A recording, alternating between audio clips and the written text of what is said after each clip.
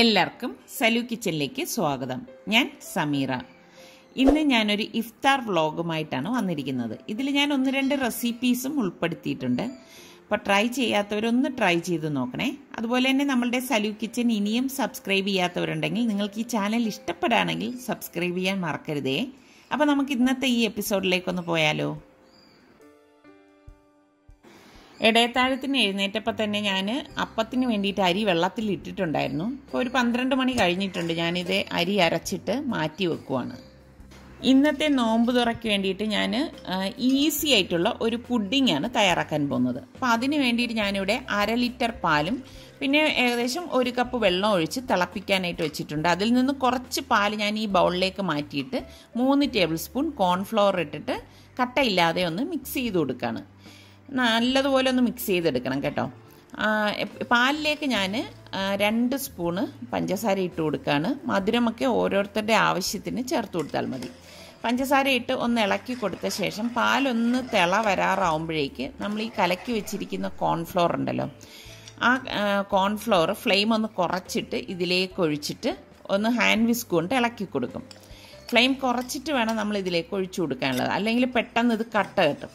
അപ്പോൾ ഇത് ഇളക്കിയിട്ട് തിളച്ചൊന്ന് കുറുകി വരുന്ന ആ ഒരു പരുവത്തിൽ നമ്മൾ ഗ്യാസ് ഓഫ് ചെയ്തിട്ട് അപ്പോൾ തന്നെ ചൂടോടെ തന്നെ നമ്മൾ ഏതിലാണോ സെറ്റ് ചെയ്യാനായിട്ട് വെക്കേണ്ടത് അതിലേക്ക് ഇത് ഒഴിച്ചു വെക്കുകയാണ് ചെയ്യുന്നത്. ഞാനിവിടെ ബൗളാണ് എടുത്തിരിക്കുന്നത്. സെർവിങ് ബൗളിൽ തന്നെയാണ് ഞാനിത് സെറ്റ് ചെയ്യാൻ വേണ്ടി വെക്കുന്നത്. ഇതൊരു 3/4 ബൗൾ വീതം ഒഴിച്ചു വെക്കത്തേ ഉള്ളൂ. കാരണം ഇതിൻ്റെ ടോപ്പിങ്ങിന് നമ്മൾ ഒരു ലെയർ വേറെ ചേർക്കുന്നുണ്ട്. അപ്പോൾ അതിന് വേണ്ടിയിട്ട് ഞാനിവിടെ ഗ്രേപ്സ് വേവിക്കാനായിട്ട് വെച്ചിരിക്കുകയാണ്. 1 കപ്പ് വെള്ളം ഒഴിച്ചിട്ടാണ് ഇത് വേവിക്കുന്നത് കേട്ടോ.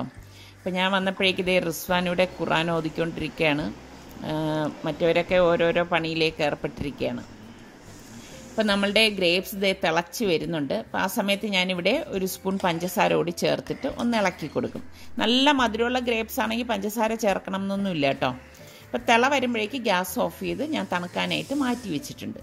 സുൽത്താൻ കുറച്ച് ദിവസമായിട്ട് ബിരിയാണി വേണം എന്ന് പറയുന്നുണ്ടായിരുന്നു. ഇപ്പോൾ നോമ്പായതുകൊണ്ട് തന്നെ ഞാൻ അങ്ങനെ ബിരിയാണിയൊന്നും ഉണ്ടാക്കാറില്ല. അപ്പോൾ സുൽത്താന് ഇത്രയും ആഗ്രഹം പറയുന്നത് കൊണ്ട് ഇന്നിപ്പോൾ ഞാൻ ബിരിയാണിയാണ് തയ്യാറാക്കുന്നത്. അപ്പോൾ ബിരിയാണി ഉണ്ടാക്കിയാൽ നമ്മൾ നോമ്പ് തുറക്കുന്ന സമയത്തൊന്നും കഴിക്കത്തില്ല, അത്താഴത്തിന് മാത്രമേ ഇത് കഴിക്കത്തുള്ളൂ. അപ്പോൾ സൽമാൻ ഇഷ്ടം ബോംബെ ബിരിയാണിയാണ്. അപ്പോൾ അതുകൊണ്ട് തന്നെ ഇന്ന് ഞാൻ ബോംബെ ബിരിയാണി മസാല വെച്ചിട്ടാണ് ഈ ബിരിയാണി തയ്യാറാക്കുന്നത്. അപ്പോൾ അതിന് വേണ്ടിയിട്ട് ഒരു പാത്രം എടുത്തിട്ട് ഞാൻ 3 ടേബിൾ സ്പൂൺ മുളക് പൊടിയും 1/2 ടേബിൾ സ്പൂൺ മല്ലിപ്പൊടിയും 1/2 ടീസ്പൂൺ മഞ്ഞൾപ്പൊടിയും 1/2 ടീസ്പൂൺ കുരുമുളക് പൊടിയും 1/2 ടീസ്പൂൺ ഗരം മസാലപ്പൊടിയും 1/2 ടേബിൾ സ്പൂൺ ബോംബെ ബിരിയാണി മസാലയും അതുപോലെ തന്നെ ഉപ്പും 2 ടേബിൾ സ്പൂൺ തൈരും കുറച്ച് മല്ലിയിലയും 2 ടീസ്പൂൺ ജിഞ്ചർ ഗാർലിക് പേസ്റ്റും 2 തക്കാളി ചെറുതായിട്ടൊന്ന് അരിഞ്ഞതും പിന്നെ 2 പച്ചമുളക് ഇതുപോലെ ഒന്ന് സ്ലിറ്റ് ചെയ്തത് ഇട്ടിട്ട് ഇതെല്ലാം കൂട്ടിയിട്ട് നന്നായിട്ടൊന്ന് മിക്സ് ചെയ്തെടുക്കും.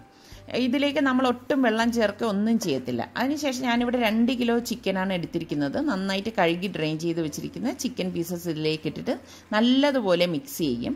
ഈ മസാല പിടിക്കാനായിട്ട് ഞാനൊരു 10 മിനിറ്റ് ഇതൊന്ന് അടച്ച് മാറ്റി വെക്കും. ബിരിയാണിക്ക് വേണ്ടിയിട്ട് ഞാനിവിടെ 1 കിലോ അരിയാണ് എടുത്തിരിക്കുന്നത്. സാധാരണ ഞാൻ ഇന്ത്യ ഗേറ്റിൻ്റെ റൈസാണ് ഉപയോഗിക്കുന്നത്. പക്ഷേ എനിക്കിപ്പോൾ ഇന്ത്യ ഗേറ്റിൻ്റെ റൈസ് കിട്ടിയില്ല. ഈ ചാമിനാർ എന്ന് പറയുന്ന കോഹിന്നൂറിൻ്റെ റൈസാണ് കിട്ടിയത്. അപ്പോൾ അത് എത്രത്തോളം നല്ലതാണെന്നൊന്നും എനിക്കറിയത്തില്ല. അപ്പോൾ ഞാനിത് നന്നായിട്ട് ഇതുപോലെ ഒന്ന് കഴുകിയെടുക്കും. കഴുകിയെടുത്തിട്ട് കുറച്ചധികം വെള്ളം ഒഴിച്ചിട്ട് ഒരു 10 മിനിറ്റ് ഇത് കുതിരാനായിട്ട് ഞാൻ മാറ്റി വെക്കുകയാണ് ചെയ്യുന്നത്. അപ്പോൾ ഈ അരിയുടെ പാകം എങ്ങനെയാണെന്നൊന്നും എനിക്കൊരു പിടുത്തവും ഇല്ല. അപ്പോൾ ഈ സമയം കൊണ്ട് നമ്മൾ നേരത്തെ റെഡിയാക്കി വെച്ചിരുന്ന ഗ്രേപ്സ് നന്നായിട്ട് തണുത്തിട്ടുണ്ട്. അതിനെ ഞാനിവിടെ മിക്സിയുടെ ജാറിലേക്ക് ഇട്ടിട്ട് ഒന്ന് അടിച്ചെടുക്കുകയാണ് ചെയ്യുന്നത്. ഇതുപോലെ അടിച്ചെടുത്ത ശേഷം ഒരു അരിപ്പയിലൂടി ഇതൊന്ന് അരിച്ചെടുക്കും. അരിച്ചെടുത്തിട്ട് ഇതിൽ നിന്നൊരു 3 വലിയ സ്പൂണ് ഞാൻ ഒരു ബൗളിലേക്ക് മാറ്റുകയാണ് ചെയ്യുന്നത്. ബാക്കിയിരിക്കുന്ന ഗ്രേപ്സ് ഞാൻ തിളപ്പിക്കാനായിട്ട് വെച്ചിട്ടുണ്ട്. മാറ്റി വെച്ച ഗ്രേപ്പ് ജ്യൂസിലേക്ക് ഞാൻ 2 വലിയ ടേബിൾ സ്പൂണ് കോൺഫ്ലവർ ഇട്ടിട്ട് ഒരു ഹാൻഡ് വിസ്ക് കൊണ്ട് ഇതുപോലെ ഒന്ന് ഇളക്കിയെടുക്കും. ഒട്ടും കട്ടയില്ലാതെ വേണം ഇളക്കിയെടുക്കാനുള്ളത്. അപ്പം നമ്മൾ അടുപ്പിൽ വെച്ചിരിക്കുന്ന ഗ്രേപ്സ് തിളയ്ക്കാറായിട്ടുണ്ട്. ഈ സമയം നമ്മൾ കലക്കി വെച്ചിരിക്കുന്ന കോൺഫ്ലവറിൻ്റെ കൂട്ട് ഇതിലേക്ക് ഒഴിച്ചിട്ട് ഹാൻഡ് വിസ്ക് കൊണ്ട് തന്നെ ഒന്ന് മിക്സ് ചെയ്ത് കൊടുക്കും. അപ്പോൾ ഇത് പെട്ടെന്ന് തിക്കായി കിട്ടും കേട്ടോ. അപ്പോൾ ഞാൻ ഹാൻഡ് വിസ്ക് മാറ്റിയിട്ട് ഒരു സ്പൂൺ കൊണ്ടിനി ഇളക്കി കൊടുക്കുകയാണ് കേട്ടോ. ഈ ഒരു പരുവാകുമ്പോഴേക്കും നമ്മൾ നേരത്തെ റെഡിയാക്കി വെച്ചിരിക്കുന്ന കൂട്ടില്ലേ അതെടുത്തിട്ട് അതിൻ്റെ മീതെ നമ്മൾ ഈ ഗ്രേപ്സിൻ്റെ ഈ ഒരു ലെയർ വെച്ച് കൊടുക്കുകയാണ് ചെയ്യുന്നത്. അതുകൊണ്ടാണ് നമ്മൾ ആദ്യം കോൺഫ്ലവറിൻ്റെ ആ ഒരു ലെയർ വയ്ക്കുമ്പോഴേക്കും 3/4 ഗ്ലാസ് മാത്രമേ ചെയ്യാവൂ എന്ന് ഞാൻ പറഞ്ഞത്. ബാക്കിയിരിക്കുന്നത് നമ്മൾ ഈ ഗ്രേപ്സിൻ്റെ ലെയറാണ് വെച്ച് കൊടുക്കുന്നത്. ഇതുപോലെ ഫില്ല് ചെയ്ത ശേഷം ഇത് തണുക്കാനായിട്ട് ഫ്രിഡ്ജിലാണ് വെക്കുന്നത് കേട്ടോ, ഫ്രീസറിലല്ല. അപ്പോൾ എനിക്ക് കറികൾക്ക് ഇടാൻ വേണ്ടിയിട്ട് കറിവേപ്പിലയൊക്കെ തീർന്നു പോയായിരുന്നു. അപ്പോൾ ഞാൻ കറിവേപ്പില പറിക്കാനായിട്ട് വന്നതാണ്. പക്ഷേ ഇതിൻ്റെ ഇടയിൽ നിന്ന് കറിവേപ്പില പറിക്കാൻ തന്നെ ഭയങ്കര പാട് കേട്ടോ. മഴ പെയ്ത് എല്ലാം ഇങ്ങനെ കുതിർന്നിരിക്കുകയാണ്. നമ്മൾ ഈ കൊണ്ട വലിക്കുമ്പോഴേക്ക് തന്നെ മഴവെള്ളമാണ് വീഴുന്നത്. ഞാൻ കറിവേപ്പില പറിച്ചിട്ട് വന്നപ്പോഴേക്കും മഴ അങ്ങ് ശക്തി കൂടി. നിസാർക്ക് ടെറസിലേക്ക് പോവുകയാണ്. ടെറസിൽ മഴവെള്ളം പോകുന്ന പൈപ്പ് അടഞ്ഞിട്ടുണ്ടോ എന്ന് നോക്കാണ്ട്. ചില സമയത്ത് കാറ്റൊക്കെ ഇലകളൊക്കെ വന്ന് വീണിട്ട് ആ പൈപ്പ് അടഞ്ഞു പോയി കഴിഞ്ഞാൽ പിന്നെ നല്ല പണിയാണ്. അപ്പം മഴയുടെ ശക്തി ഇങ്ങനെ കൂടിക്കൂടി വരികയാണ്. മഴ മാത്രമല്ല കേട്ടോ, നല്ല ഇടിയും മിന്നലും കൂടിയുണ്ട്. ഇപ്പം നിസാർക്ക് പോയിട്ട് വരുമ്പോൾ കാണുമ്പോൾ തന്നെ പേടി തോന്നും. കാരണം സ്ലിപ്പാവാനൊക്കെ സാധ്യതയുണ്ട്. ഈ മഴ കണ്ടോ, ശക്തമായിട്ടുള്ള മഴയാണ്. ഇത്രയും ശക്തമായിട്ടുള്ള മഴ പെയ്യുന്ന സമയത്ത് കറണ്ട് പോകുന്നത് ഇവിടെ സർവ്വസാധാരണമാണ്. അപ്പം അതിന് മുൻപ് ഞാൻ പെട്ടെന്ന് തന്നെ എല്ലാം ഒന്ന് റെഡിയാക്കുകയാണ്. അപ്പം ഞാൻ ബിരിയാണിക്ക് വേണ്ടിയിട്ട് ഞാനിവിടെ ഒരു സവാള ഇതുപോലെ സ്ലൈസ് ചെയ്തെടുത്ത് വെച്ചിട്ടുണ്ട്. പിന്നെ പാനിലേക്ക് നെയ്യ് ഒഴിച്ചിട്ട് പട്ട, ഗ്രാമ്പു, ഏലക്ക ഇതൊക്കെ ഇട്ടിട്ട് നമ്മൾ ഈ സ്ലൈസ് ചെയ്ത് വെച്ചിരിക്കുന്ന സവാള ഇട്ടിട്ട് വഴറ്റി കൊടുക്കും. അപ്പം ഞാൻ എളുപ്പത്തിന് വേണ്ടിയിട്ട് ഇന്നിപ്പം നെയ്ച്ചോറ് തയ്യാറാക്കിയിട്ടാണ് ബിരിയാണി ഉണ്ടാക്കുന്നത്. പിന്നെ ഇതുപോലെ തന്നെ 3 പച്ചമുളക് സ്ലിറ്റ് ചെയ്യുന്നൊന്നുമില്ല, അതേപോലെ തന്നെ ഇതിലേക്ക് ഇട്ട് കൊടുക്കുന്നു. 2 ടീസ്പൂൺ ജിഞ്ചർ ഗാർലിക് പേസ്റ്റും ഇട്ടിട്ട് ഇതൊന്ന് ഇളക്കി കൊടുക്കും. ഒന്ന് ഇളക്കി കൊടുത്ത ശേഷം ഇതിലേക്ക് ഞാൻ ഇതുപോലെ ഒരു പിടി കാഷ്നട്ടും പിന്നെ ഒരു പിടി കിസ്മിസും കൂടി ഇട്ട് കൊടുക്കുകയാണ് ചെയ്യുന്നത്. ഇതൊക്കെ ഞാൻ എളുപ്പത്തിന് വേണ്ടിയിട്ട് ചെയ്യുന്ന കാര്യങ്ങളാണ് കേട്ടോ. ഒരു തട്ടിക്കൂട്ട് ബിരിയാണി എന്ന് വേണമെങ്കിൽ പറയാം. പിന്നെ ഞാനിവിടെ ഒരു 10 ഗ്ലാസ് തിളച്ച വെള്ളം എടുത്തിട്ടുണ്ട്. തിളച്ച വെള്ളമാണ് നമ്മൾ ഇതിലേക്ക് ഒഴിച്ചു കൊടുക്കുന്നത്. ഈ ഒരു ഗ്ലാസ്സിലാണ് ഞാൻ എടുത്തിരിക്കുന്നത്. ഞാൻ 1 കിലോ അരിക്കാണ് കണക്ക് പറഞ്ഞത് കേട്ടോ. എന്നിട്ട് ഞാൻ ഈ പാകത്തിനുള്ള ഉപ്പും ഇട്ടിട്ട് നന്നായിട്ടൊന്ന് ഇളക്കി കൊടുക്കും. ഇളക്കി കൊടുത്ത ശേഷം ഇതിലേക്ക് ഞാൻ നമ്മൾ കഴുകി ഡ്രെയിൻ ചെയ്ത് വെച്ചിരിക്കുന്ന അരി ഇട്ടിട്ട് ഇതുപോലെ ജസ്റ്റ് ഒന്ന് ഇളക്കി കൊടുക്കും. ഇളക്കി കൊടുത്തിട്ട് മീഡിയം ഫ്ലെയിമിൽ വെച്ചിട്ടാണ് ഇനി നമ്മളിത് വേവിച്ചെടുക്കുന്നത്. ഇപ്പം ഞാൻ പാത്രം മൂടി മാറ്റി വെച്ചിട്ടുണ്ട്. പിന്നെ ഞാൻ പുതിനയില ഇടാൻ മറന്നുപോയി. അപ്പം ഞാൻ അടപ്പൊന്ന് മാറ്റിയിട്ട് പുതിനയില ഇട്ടിട്ട് ഒന്നും കൂടി ഒന്ന് ഇളക്കി കൊടുത്തിട്ട് മൂടി വയ്ക്കുകയാണ്. അപ്പോൾ ഇടയ്ക്കിടയ്ക്ക് ഇതൊന്ന് അടപ്പൊന്ന് തുറന്ന് ഇളക്കി കൊടുത്താൽ മതി. അപ്പം ഞാൻ ഇറച്ചിക്കറിക്ക് വേണ്ടിയിട്ട് ഇവിടെ 3 സവാള എടുത്തിട്ടുണ്ട്. മീഡിയം സൈസിലെ സവാളയാണ് 3 എടുത്തിരിക്കുന്നത്. അപ്പോൾ ഈ സവാള ഞാനൊന്ന് സ്ലൈസ് ചെയ്തെടുക്കുകയാണ്. അപ്പോൾ സ്ലൈസ് ചെയ്ത സവാള ഞാൻ ഇതുപോലെ ഒന്ന് മിക്സ് ചെയ്തെടുക്കും. അപ്പം നിസാർക്കൊക്കെ അങ്ങനെ ബിരിയാണിയൊന്നും വലിയ പ്രിയമില്ല. അതുകൊണ്ടാണ് ഞാൻ അപ്പത്തിന് ആട്ടി വെച്ചത്. അപ്പത്തിൻ്റെ മാവ് ഇവിടെ പൊങ്ങി വന്നിട്ടുണ്ട്. അപ്പം നിസാർക്ക് അപ്പമേ കഴിക്കത്തുള്ളൂ കേട്ടോ. അപ്പം ഞാൻ പാത്രം അടച്ച് ഫ്രിഡ്ജിലേക്ക് മാറ്റിയിട്ടുണ്ട് കേട്ടോ അത്. അപ്പം ഞാൻ ഇറച്ചിക്കറിക്ക് വേണ്ടിയിട്ട് ഇതുപോലെ പാനിലേക്ക് എണ്ണയും നെയ്യും ഇട്ട് കൊടുക്കുന്നുണ്ട് കേട്ടോ. 2 ടേബിൾ സ്പൂൺ എണ്ണയും 1 ടേബിൾ സ്പൂൺ നെയ്യും ഇട്ടിട്ട് നമ്മൾ ഈ സ്ലൈസ് ചെയ്ത് വെച്ചിരിക്കുന്ന സവാള ഇതിലേക്ക് ഇട്ടിട്ട് വഴറ്റി കൊടുക്കും. അപ്പം ഞാൻ ഇടയ്ക്ക് ഈ അരിയൊന്ന് നോക്കുകയാണ്. നല്ല അരിയാണെന്ന് തോന്നുന്നു. വെന്ത് വരുന്നുണ്ട്. എന്നാലും നമ്മളുടെ ആ ഇന്ത്യ ഗേറ്റ് അരിയുടെ അത്ര ആയിട്ടില്ല കേട്ടോ. അപ്പോൾ ഇതിലേക്ക് ഞാൻ 2 ടീസ്പൂൺ ജിഞ്ചർ ഗാർലിക് പേസ്റ്റ് ഇട്ടിട്ട് വഴറ്റി കൊടുക്കുകയാണ്. ഇത് നന്നായിട്ടൊന്ന് വഴണ്ടി വരണം. അതിനിടയിൽ ഇടയ്ക്കിടയ്ക്ക് ഞാൻ ഈ ചോറ് നോക്കുന്നുണ്ടായിരുന്നു. അപ്പോൾ ഇവിടെ പാകത്തിന് വെന്ത് വന്നിട്ടുണ്ട്. അപ്പോൾ ഇത്രയും മതിയാകും. അപ്പോൾ ഈ സവാള വഴണ്ടി വന്നിട്ടുണ്ട്. ഇതിലേക്ക് നമ്മൾ ഈ മാരിനേറ്റ് ചെയ്ത് വെച്ചിരിക്കുന്ന ചിക്കൻ പീസസ് ഇതിലേക്ക് ഇട്ട് കൊടുക്കാം. ഇട്ട് കൊടുത്തിട്ട് നല്ലതുപോലെ ഒന്ന് ഇളക്കി മിക്സ് ചെയ്ത് കൊടുക്കണം.